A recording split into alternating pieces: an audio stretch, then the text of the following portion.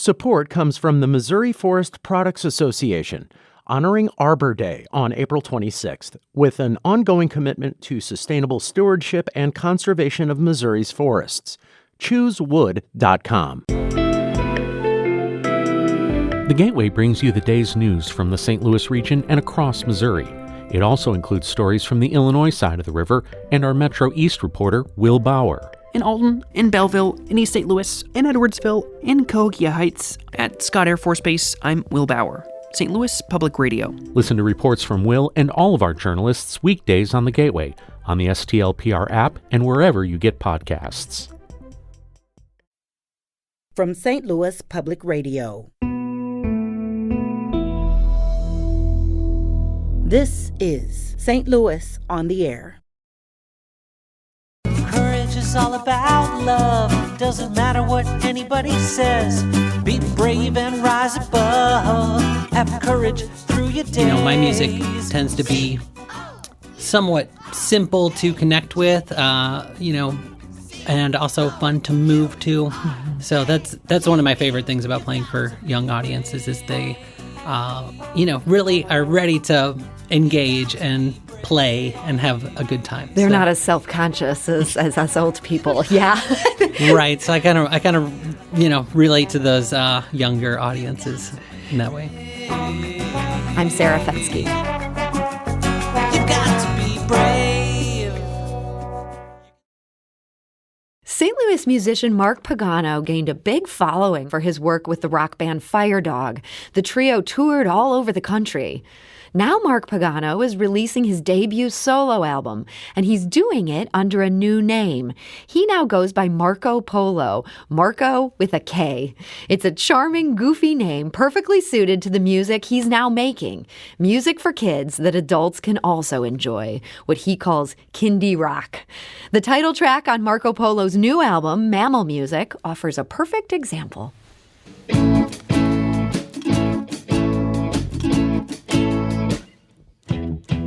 Mammals make music all over the world.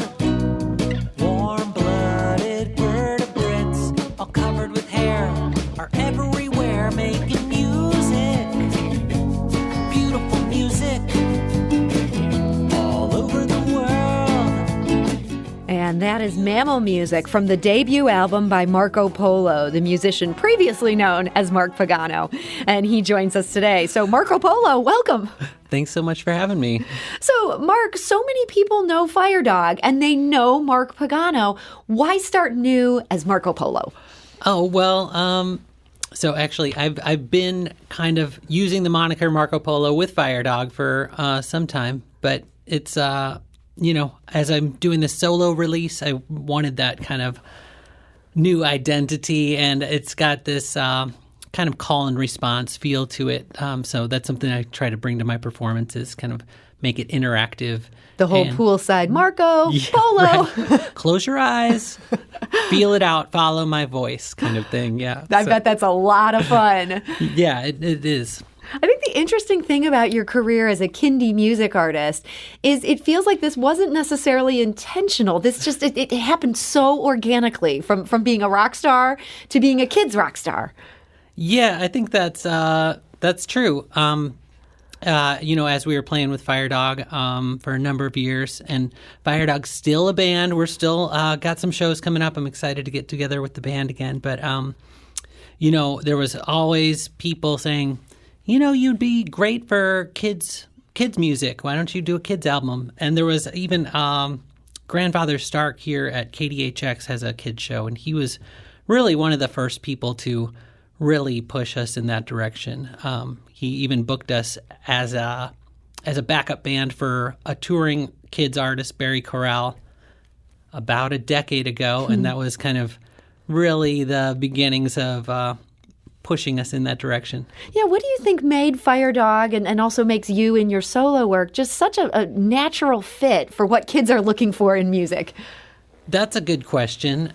I think there's a sense of humor and kind of just fun that Fire Dog has always, we've always seek to embody.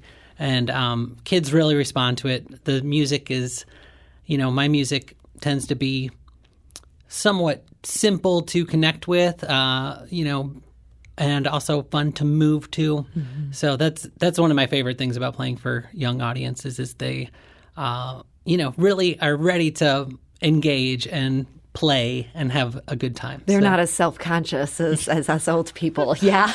Right. So I kind of, relate to those younger audiences in that way. So Mammal Music, this is a perfect example of this. And this record was actually written through a remote collaboration with producer Dean Jones. He's a 2016 Grammy Award winner for producing a children's album. How did you get to work with him on this? Yeah, so I mentioned Grandfather Stark with KDHX. And when I was getting ready to release Fire Dog's first kids album, which was called For the Kids, he said, you should really bring this to this national conference called kindie in Philadelphia. So this kindie thing, this is really a thing. Yes, kindie rock is a thing. And it's not really, St. Louis, it's not really happening here exactly, but you're bringing it we're here. Making it happen. Yeah. So I did attend this conference, KindieCom, in 2015, and I met the producer Dean Jones. We just kind of hit it off. He sent me some stuff that he had done, and I just love his approach. He has this cob house that he built. Detached from his house out in upstate New York. And so I was planning to make a trip up there in the summer of 2020 to visit some family, and I thought it'd be fun to connect with him and just see his studio and do some songs. And then the trip didn't end up happening, but we did. We were able to work together remotely, and I just love the kind of sounds that he gets and the musicality that he brings. He's just really focused on making good music, good sounding music. So. Yeah, I mean, it really sounds great. And so we played just a clip from the title track there. You're using all actual real life musical instruments, not just like a drum track that you're able to pull off the internet. That seems like that makes things a lot harder. Yeah, well, that, Dean he has his own studio, and he has, he's a multi-instrumentalist. He also has some local musicians that he works up with there. So what I would do is I would just kind of get my guitar track, me and myself, my voice. I also added some other string. I play ukulele and charango on the album too, which I've never done before, so it's kind of fun. And focusing more on acoustic instruments. I wanted it to sound, different than Fire Dog, but and then he would just kind of bounce ideas back and forth. Send, what do you think of this? And he'd put something on top of it, and then we'd talk through kind of the direction of the song and how it might come together. So you don't just have the song Mammal Music, you also have a great music video. We're going to tweet that out right now. If you go to @STL on air, you can watch this. This thing is so fun. You have all these mammals making beautiful music, and that includes a stagrophone. What is a stagrophone? Oh, that's so yeah. It's one of the. I made this video myself. My wife shot some footage for me, but I was playing with the stop motion app on my phone, and my friend Sarah Paulson, who did the album art, she's a great animator, and she was kind of inspiring me just try some things out. And so yeah, I just played with some cutting out magazines and putting little images together and making these little stop motions. And there's a image of a stag on a microphone singing into a microphone, and then I put the label stagrophone on there. It's kind of, it's all just kind of fun and goofy. So you have real instruments throughout this album. The stagrophone might not be an actual real instrument. Had to check.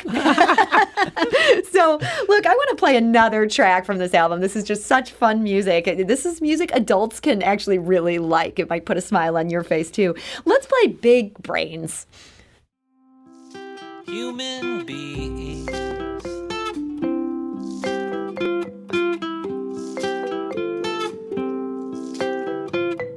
you are just like me. We both want to feel free. We want to minimize our pain. We've got big brains.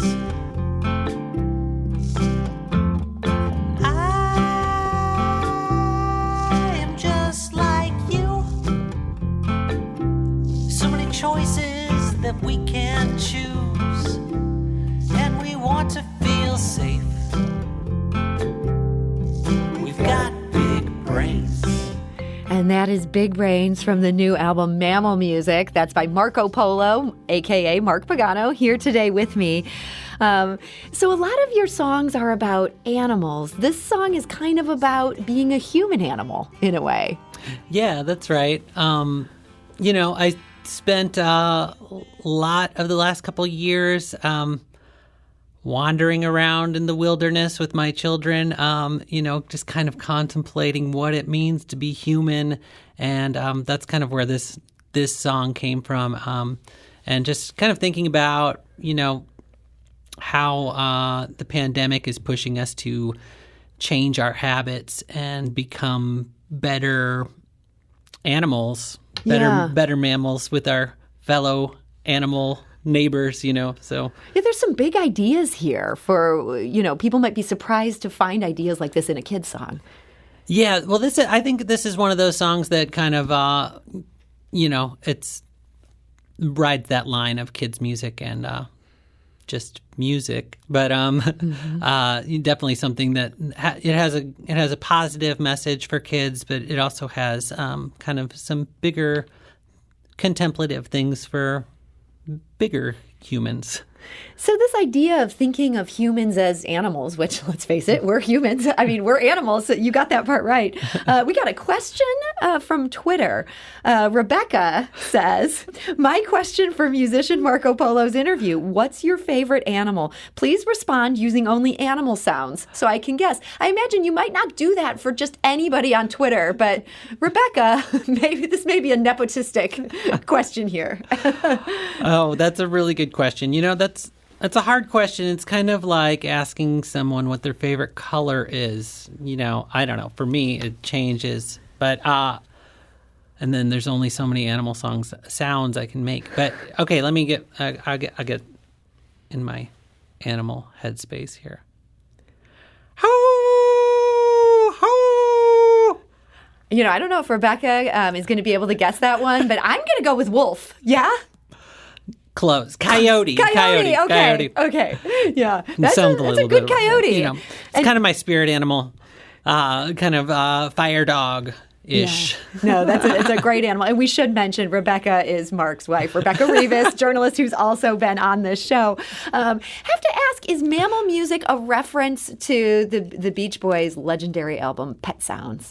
Oh, that's a good question. Not intentionally, no, but it was. I got these words together from a friend of mine, Todd Dillon, who plays in a band called Hut around town. But he's a big Beach Boys fan, and we were talking about music. He is, a very creative guy, and this was years ago. But he was like, "What do you think about mammal music?" And I just kind of held on to those two words for, gosh, it's been like 9 years or something, but wow. And then as I was working on material for this album, I was just sleeping with my guitar next to me, and I woke up in the middle of the night and mammal music. But yeah, it has a little bit of I thought that song in particular does have a little bit of a Beach Boys-esque feel to it. So. Yeah. And, as you said in the press notes for this, some of these songs have almost a Muppets feel to them. There's notes of all sorts of influences from, really great rock bands to goofier stuff. Yeah, there actually is. One of the songs is a cover, New Sound, what I learned from the Muppets record. It's a song that Scooter sings. And I've always been a big fan of Scooter. But I found I learned the story behind that song, and I thought it was really a great story. There's two jazz guys in New York, Tony Borello. They were just, in the 50s, they were kind of complaining about how, for a song to be a hit, it has to be like the stupidest song. It has to the words have to mean nothing, and the music has to be really simple. So they wrote this song called New Sound, and it was just one chord. It just changes keys, but it's just one chord, and it's just kind of silly, nonsensical lyrics. And that ended up being their big hit. It was the big hit. Wow. So I just loved the story and I loved the song. And my 2-year-old at the time really loved that song too. So I was like, this would be a fun one to include. That's have perfect. a really silly one. So that's the cover on Mammal Music. One last question for you today. You know, a lot of bands will do unplugged versions of their songs. Do you think you'd ever do a plugged-in version? Some of these songs would probably work well in a more like classic rock kind of setting. Yeah, well, that's a good question, too. We actually, Fire Dog, played a show outside of the History Museum for New Year's Eve, and we did one of our songs as the rock band. We did Be Brave, which is a song that I wrote with a group of third graders over here at Washington Montessori. And I just thought it had such a great message. And those kids were in third grade in 2018, so they're probably in 7th grade now. So it's really interesting to think how fast things change. But really a great message, and it was a lot of fun to play that with the rock and roll band, and it definitely some of those songs I think do work in that way. Well, we'll be keeping an eye on what happens to the songs from Mammal Music. There may be more opportunities. Marko Polo, thank you so much for joining us today. Thanks for having me. And you can find details about Mammal Music. You can buy a copy on markopolomusic.com. Again, that's Marko with a K. And let's go out of the show with just a little more Marko Polo. This is Heart Muscle from Mammal Music. Beating through the days, heart muscle, breathing into space. Today's episode was produced by Sarah Fensky and Aaron Dorr, with audio engineering and podcast design by Aaron. Our executive producer is Alex Hoyer. St. Louis on the Air is a production of St. Louis Public Radio. Understanding starts here. It's the chakra of love. It's the chakra. Do you find yourself regularly listening to episodes of St. Louis on the Air? Suggest us to a friend you think might enjoy our conversations. And leave us a review and rating on Apple Podcasts on the App Store. It's the simplest way to help people discover our show. Thanks. St. Louis Public Radio is a member-supported service of the University of Missouri, St. Louis. It's the chakra of love.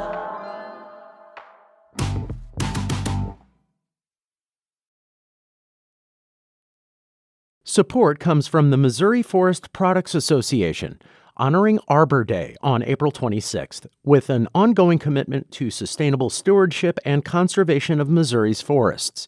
ChooseWood.com.